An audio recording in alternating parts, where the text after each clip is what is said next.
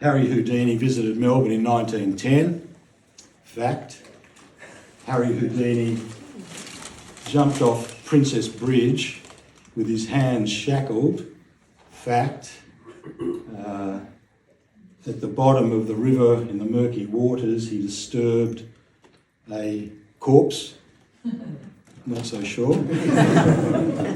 Alan Attwood is a very accomplished, experienced, talented, Walkley Award-winning journalist and a great yarn spinner.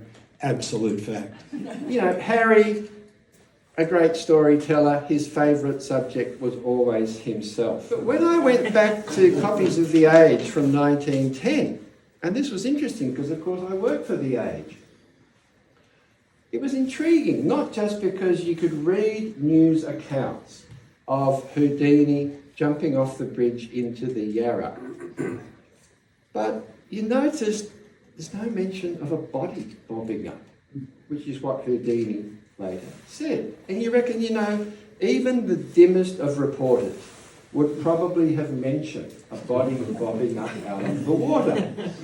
Houdini, I should say, also said down the track that he disturbed a shark in the Yarra. I also found myself more and more intrigued by the long-suffering Mrs. Houdini, who didn't have the same press agent as her husband. She doesn't get noticed nearly as much. And I found myself thinking, well, what was she doing, stuck in the hotel all day, while Harry was out there jumping into rivers and getting out of chains and everything?